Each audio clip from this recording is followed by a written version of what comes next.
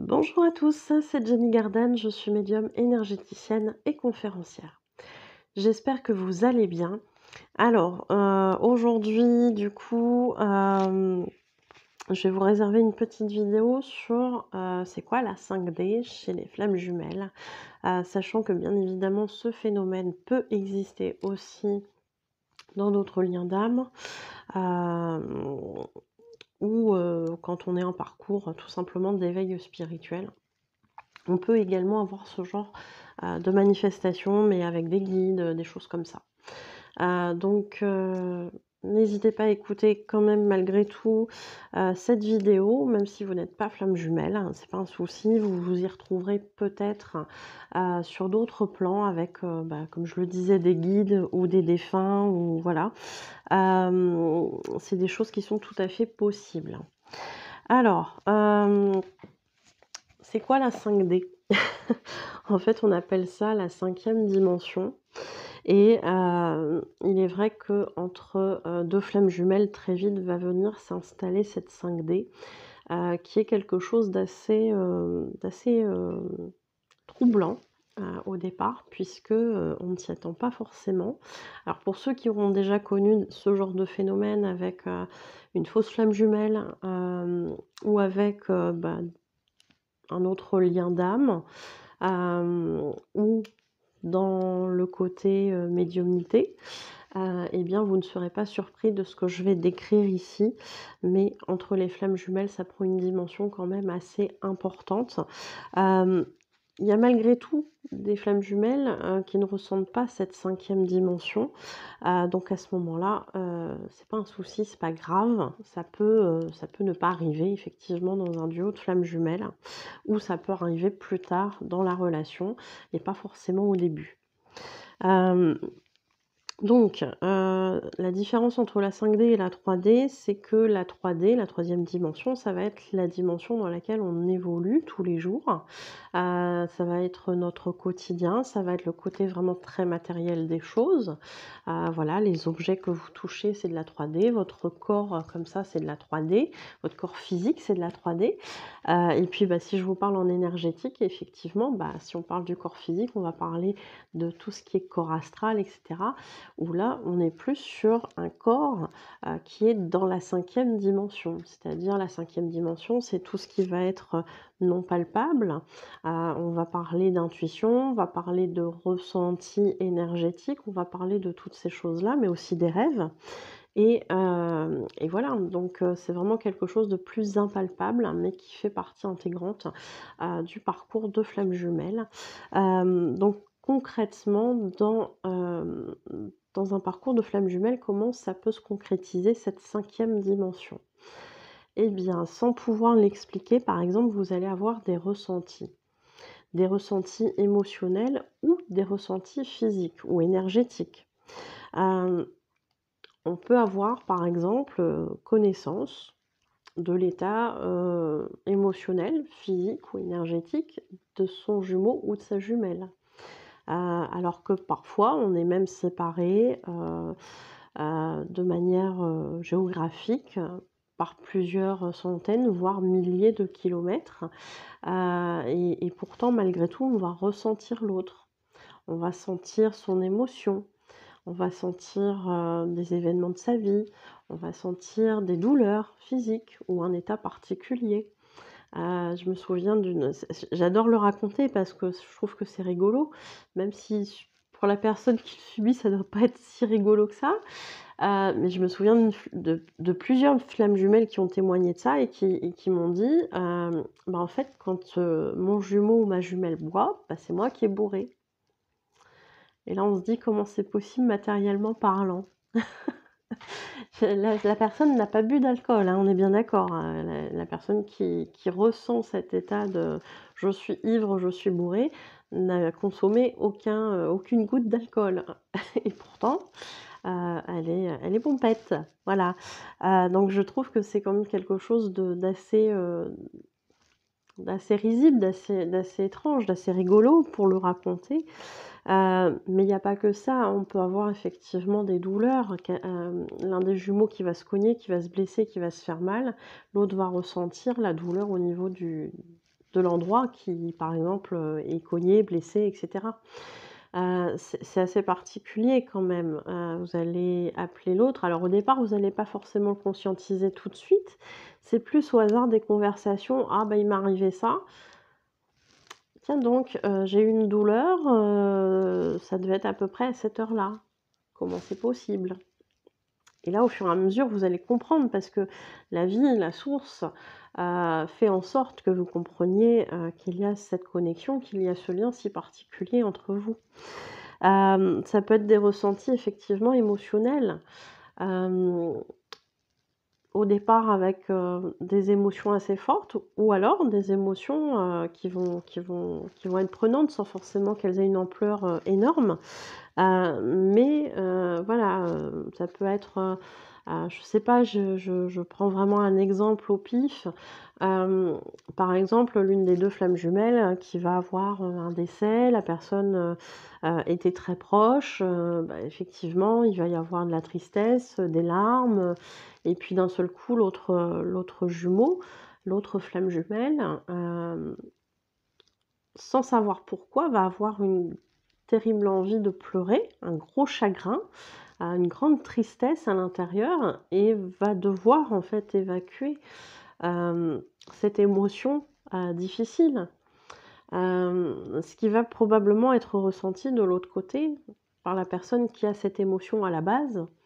Elle va ressentir un soulagement, une certaine forme de soulagement parfois. Et puis parfois c'est vraiment très, très présent et à ce moment-là, bah, c'est tout simplement les 2 qui le ressentent, sans qu'il y ait de soulagement de l'autre côté. Je me souviens d'avoir expérimenté, hem, lors d'un salon, j'étais malade. J'étais malade, je devais faire une conférence en salon et j'avais, la gorge toute nouée avec, impossibilité vraiment, en étant presque aphone. Avec la toux, enfin voilà, le rhume, voilà la totale et la veille du salon, je dis à mes guides: «Comment je fais? Comment je fais? Parce que je suis malade, et cetera. Essayez de me soulager un peu parce que, sinon la conférence et le salon, ça va juste être une catastrophe». Et j'en avais parlé à l'époque à ma flamme jumelle, sans plus, en disant: «Bah, je vais me retrouver dans la mouise». Alors, est-ce qu'il y a eu une volonté à un moment donné, très inconsciente de soulager? Je ne sais pas.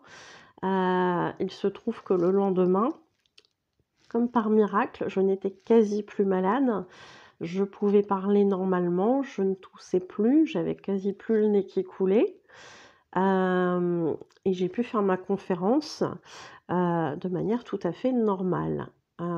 Il se trouve que durant la journée, enfin, à la fin de la journée, j'ai des nouvelles de ma flamme jumelle qui me dit: «Bah, dis donc, je suis malade».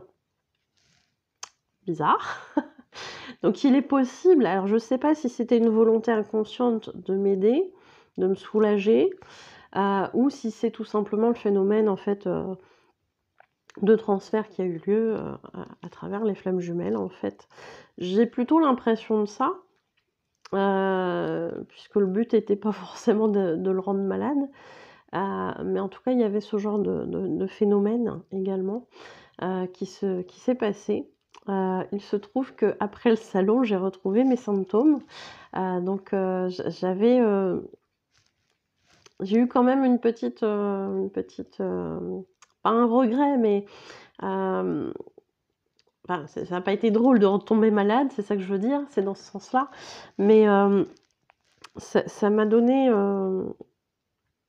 ça m'a confortée, en fait, dans cette idée que temporairement, il y avait une aspiration, en fait, des symptômes, un transfert finalement, de tout ça. Bon, après on était en période, hivernale, voilà et cetera, donc il est possible aussi qu'il y ait l'aspect, purement physique là-dedans avec les microbes, de l'hiver et cetera. Mais je trouve la coïncidence quand même assez troublante. Suffisamment pour vous le souligner. Hem, la 5D, ça peut être aussi sous forme de vision et de flash. Alors souvent, vous allez avoir plusieurs de ces choses-là, hein, que je vais citer. Il n'y a pas qu'une seule manifestation. Vous allez avoir des visions, des flashs dans votre réalité. Vous êtes en train de faire une activité, vous pensez pas à l'autre forcément, vous êtes concentré sur un truc et d'un seul coup, vous voyez son visage en face de vous qui vous sourit. Ou vous avez, vous êtes dans un événement familial et d'un seul coup, vous voyez votre jumeau ou votre jumelle dans cette scène familiale. Vous vous voyez en train de lui parler, vous l'entendez vous répondre, comme si c'était la réalité, à l'instant. Ça dure 2 secondes, hein. Ça dure 2 secondes en général, mais c'est suffisamment troublant, en fait. On aperçoit l'autre. C'est des choses qui arrivent, souvent. Ça peut être tout simplement l'autre, en fait, qui est en train de penser à vous, dans certains moments, voilà, de votre vie, hein. Ça peut être, la flamme jumelle, votre flamme jumelle sait que vous allez vivre une épreuve, difficile, bah, vous allez pouvoir voir son image, qui va apparaître lors de cet événement, difficile, par exemple. Ou tout simplement, bah, c'est son image qui s'incruste parce qu'il est en train de penser à vous. Et puis comme vous êtes concentré sur votre truc, ben, en fait, vous êtes réceptif. Donc vous captez ça. Vous captez cette vision, vous captez ce flash. Il est possible aussi, notamment, alors ça, moi je le verrais plus comme une synchronicité. Je vous mettrai la vidéo sur les synchronicités.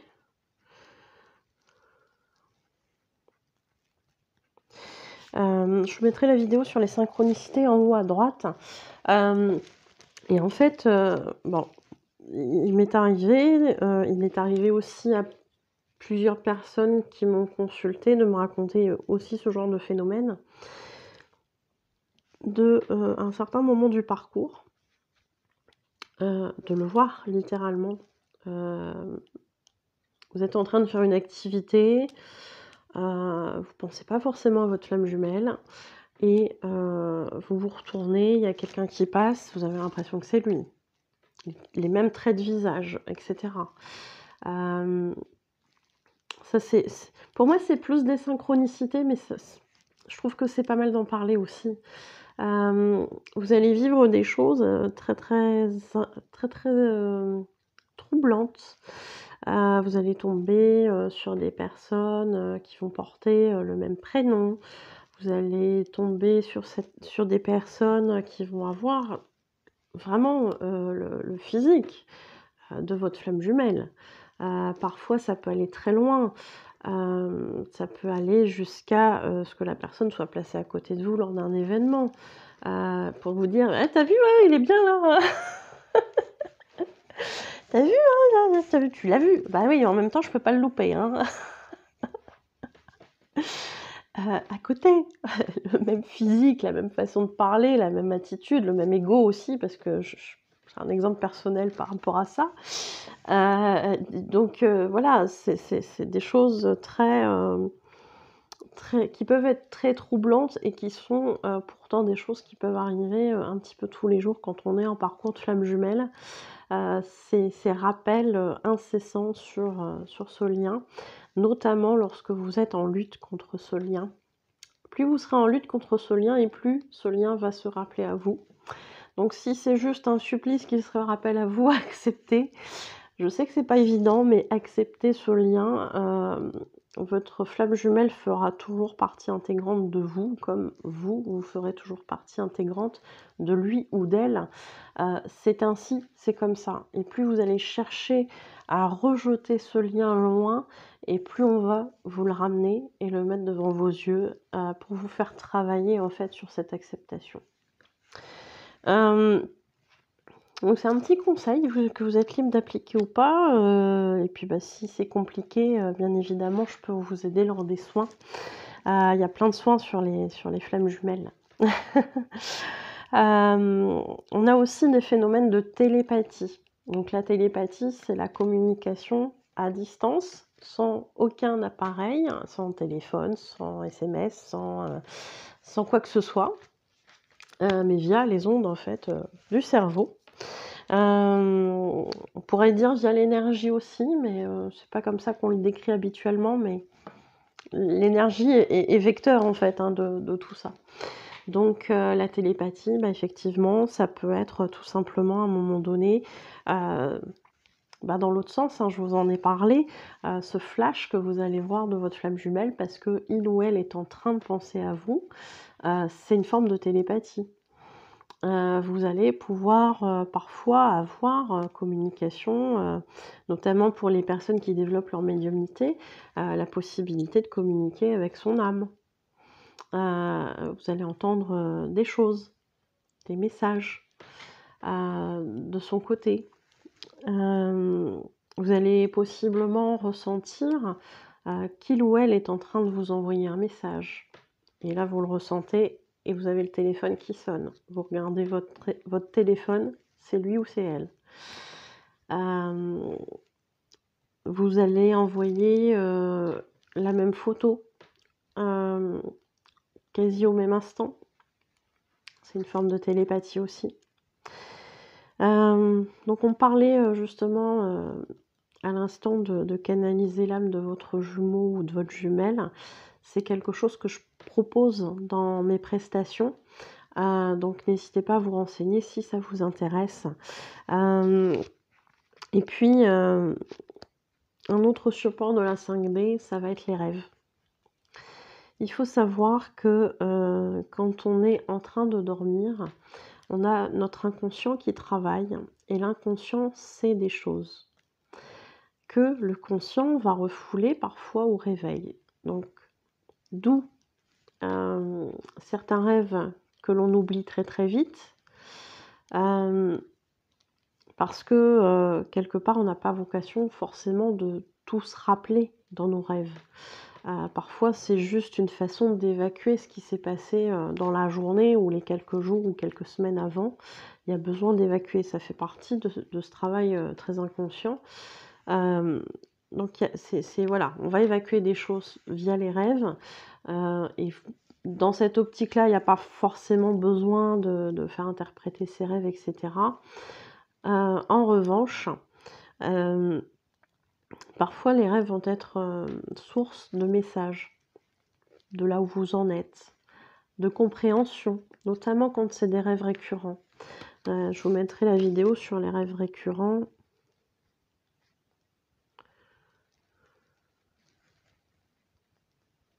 Voilà. Et quand on a des rêves récurrents, effectivement, il y a de quoi s'interroger. Donc je propose des interprétations de rêves via la médiumnité qui m'aide aussi à interpréter tout ça. Mais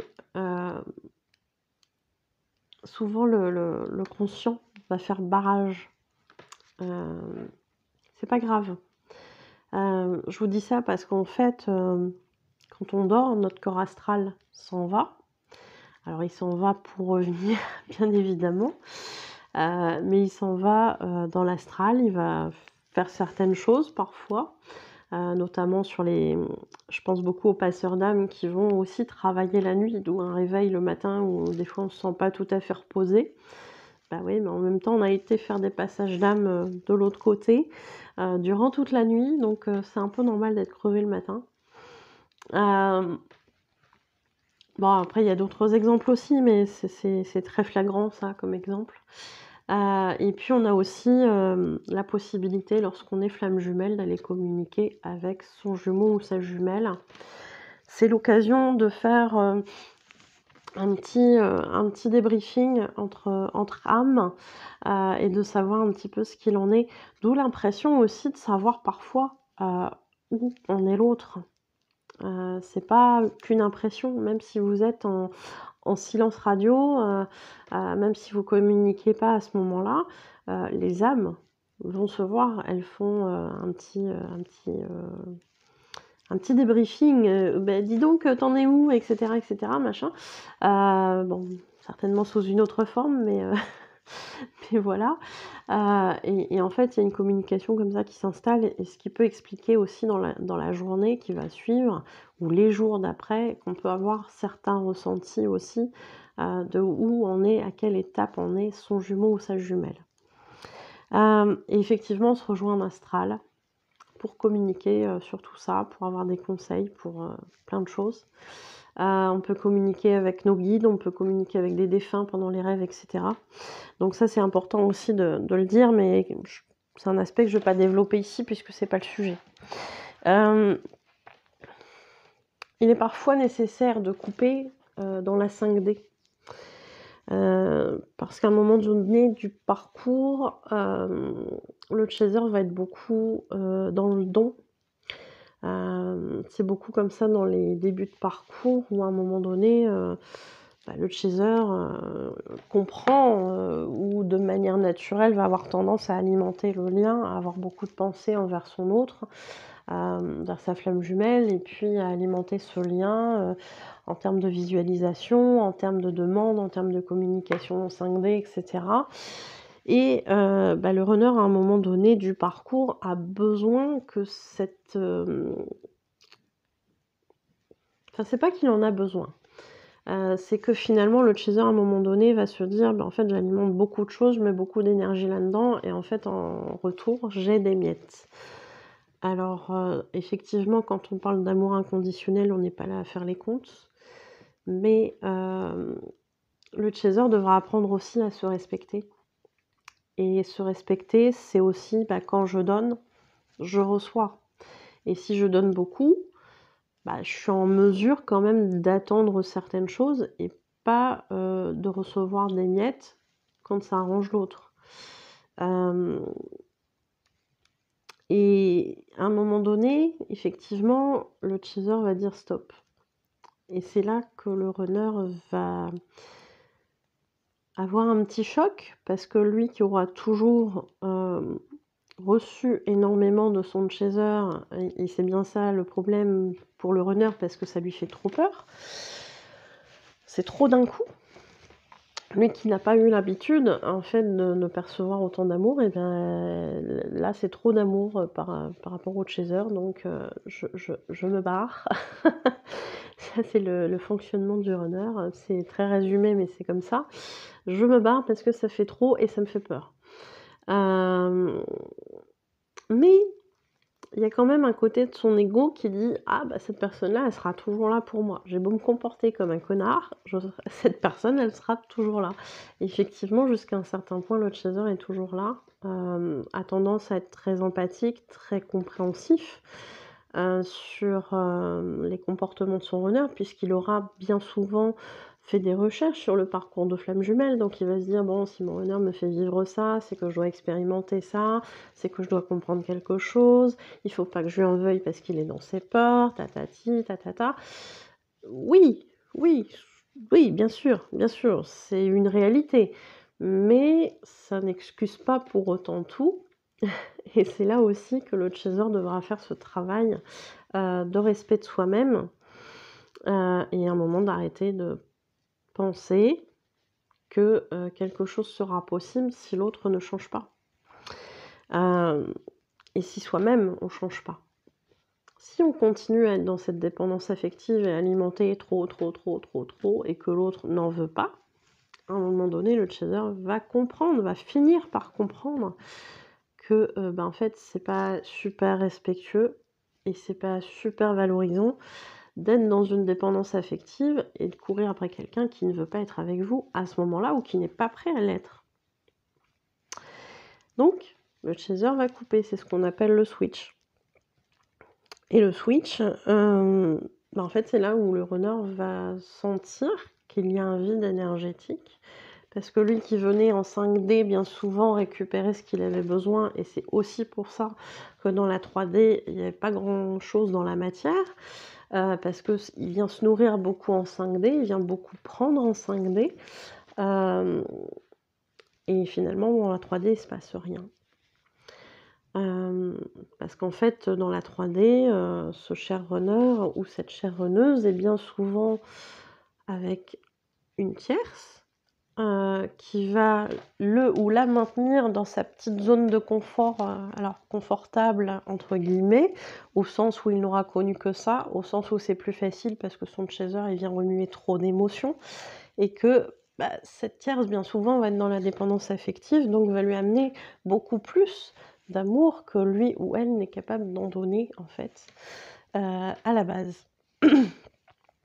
Donc il va y avoir tout ce travail-là qui va se faire et quand le runner se rend compte que, bah, finalement son chaser n'est plus là pour alimenter cette énergie et ben, c'est là que ça va le faire travailler, notamment sur sa grosse blessure de rejet, qui est la plus importante à travailler pour un runner. Hem Et c'est là que bien souvent va commencer, une période qu'on va appeler la nuit noire de l'âme. Même si elle se passe pas toujours de la même façon que pour le chaser, hem, ça va être une période assez compliquée où le runner va finir par comprendre lui aussi, bah, qu'en fait il s'est pas toujours très bien comporté avec son chaser, et cetera et cetera. Donc c'est une période nécessaire qui va le faire travailler, alors le ou la faire travailler et c'est important. Et donc c'est pour ça que je vous dis, bah, qu'effectivement, il est parfois nécessaire de couper dans la 5D. Il y a un petit aperçu aussi, une petite chose là dont je vous ai pas parlé, c'est que même si à un moment donné vous êtes dans ce côté «j'alimente en 5D», hem, qu'est-ce que je voulais vous dire par rapport à ça? Oui, la 5D elle est très différente, oui, c'est ça que je voulais vous dire. La 5D elle est très différente de ce que vous allez percevoir en 3D. C'est-à-dire qu'en 5D, vous pouvez avoir un jumeau qui justement vient beaucoup se nourrir, en termes d'énergie, hem, notamment avec la Kundalini, hein. Je vais pas développer, je pense que vous connaissez un petit peu, tous ces ressentis qu'on peut avoir très, très forts. Donc il vient se nourrir en fait de tout ça, et comme il a suffisamment, bah, en 3D il se passe rien. En tout cas, c'est l'aperçu de chaser, il se passe rien dans la 3D et effectivement, pendant un certain laps de temps, le runner, n'aura plus, besoin de venir voir en 3D puisqu'il aura tout ce qu'il faut. Il aura son côté, bah, je garde mon masque avec sa tierce, je garde mon masque parce que je fais croire à tout le monde que ça me convient, que je suis super heureux et cetera. Et puis de l'autre côté, bah, j'aurai ce qui me manque dans la 5D avec mon chaser en fait et puis, bah, dans la réalité, ça serait trop compliqué, voyez-vous, d'aller vers mon chaser parce que ça vient remuer trop de choses et que je suis pas prêt à bosser cet aspect-là pour l'instant. Hem, donc et c'est pas grave, hein, à un moment donné, même le chaser peut très bien dire: «Je suis pas capable de travailler, sur cet aspect-là parce que là, ça serait trop souffrant». C'est pas un jugement, hein, quand je dis ça. Hem, mais cette impression parfois qu'a le chaser dans la 3D, il se passe rien parce qu'il y a pas de communication, ou parce qu'il y a une communication mais pas super, développée, c'est aussi, souvent une illusion. Hem, c'est une illusion parce que, un runner est en général très secret et que même s'il a fait, des avancées dans son parcours, ne va pas forcément avoir à l'esprit de vous en parler. Pourquoi? Je ne sais pas. C'est une bonne question, tiens, faudrait que je me penche là-dessus. Hem, En tout cas, il va pas vous en parler et vous pouvez très bien, à un moment donné, avoir un gros malentendu avec votre runner parce que, lui sait qu'en fait, il a avancé dans son truc, mais vous le savez pas et bah, il va prendre certaines de vos phrases comme des trucs genre, «Mais en fait, toi, tu es là et tu me dis que j'avance pas, gna gna gna, que je fais toujours le même». Sauf qu'en fait, ben, vous lui avez pas dit, le runner ne vous a pas dit, en fait, qu'il avait avancé, qu'il avait fait des démarches, par exemple, pour prendre son indépendance vis-à-vis de sa tierce parce que ça ne va plus et cetera, et cetera et cetera. Donc si vous, on vous le dit pas en tant que chaser, comment vous pouvez avoir les infos? Puisqu'à un moment donné, le chaser va se couper aussi de ses ressentis. Il va dire: «Bon, bah, je ressens ça, mais mon runner me dit que c'est pas vrai». Parce que c'est une réalité aussi. Je ressens que mon runner a des sentiments pour moi. Je ressens que je suis quelqu'un de spécial pour mon runner.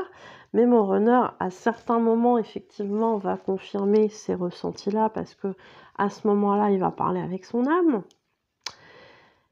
Et pourtant, le lendemain, comme son faux self, ou 10 minutes après, parce que ça peut aller très vite ce revirement chez un runner, ou 10 minutes après, va remettre son masque, son faux self, et vous dire: mais en fait, je t'ai jamais dit ça, je t'ai jamais dit que tu étais super importante pour moi, tu n'es qu'une amie, tatati et tatata, et puis je te joue du violon en espérant que tu t'endormes et que tu oublies ce que je t'ai dit juste avant. Sauf que le chaser, en général, a une bonne mémoire, donc c'est loupé. Et surtout, le chaser a des ressentis très importants aussi. Parce que à votre chaser, cher runner, vous ne pouvez rien cacher. Et ça, il va falloir l'imprimer à un moment donné. Mais pour autant, à un moment donné, le chaser dira: ok, je ressens ça. Mon runner, avec ses grands masques, avec son grand masque de faux self, me dit que c'est pas vrai. Donc à un moment donné, j'ai envie de l'écouter parce que moi, je peux pas passer mon temps à croire que des ressentis, parce que dans la réalité, il n'y a rien. Donc je vais arrêter de perdre mon temps. Mes ressentis sont là, j'y crois, je sais que c'est réel. Mais comme de l'autre côté, il y a une pancarte stop, je vais respecter cette pancarte stop et je vais faire ma vie et arrêter de me focaliser sur les ressentis que je peux avoir. Et puis quand ce cher runner ou cette chère runneuse sera prête à me dire ce qu'il en est réellement, et il ou elle viendra à moi et me dira ce qui a besoin d'être dit. En attendant, c'est ciao. Et c'est souvent là qu'arrive le switch, hein, c'est souvent dans cette période-là qu'arrive le switch et que bien généralement tout se coupe et que le runner va amorcer son travail de guérison. Pas qu'il n'ait pas travaillé avant, mais son gros travail de guérison, il va l'entamer à ce moment-là, au moment où il est rejeté par la personne qui pensait qu'elle serait toujours présente, c'est-à-dire son chaser. Bon courage pour les chasers et pour les runners. C'est une délicate étape à passer, mais cher runner, vous survivrez puisque votre chaser est passé par là bien avant et il a survécu également, donc vous survivrez aussi. Si toutefois c'est trop compliqué malgré tout, je suis présente pour vous accompagner dans ce parcours de flamme jumelle via les soins, via des coupures dans tout ce qui est vie antérieure, etc. Donc n'hésitez pas à me faire un petit coucou, à m'envoyer un message, vous aurez toutes les coordonnées à la fin de la vidéo. Si cette vidéo vous a parlé, n'hésitez pas à me le faire savoir via les likes, via les commentaires, via les partages de vidéos ou les abonnements à la chaîne. Merci beaucoup. Merci beaucoup à tous les abonnés. Merci beaucoup à tous ceux qui feront un don sur ma cagnotte Lydia.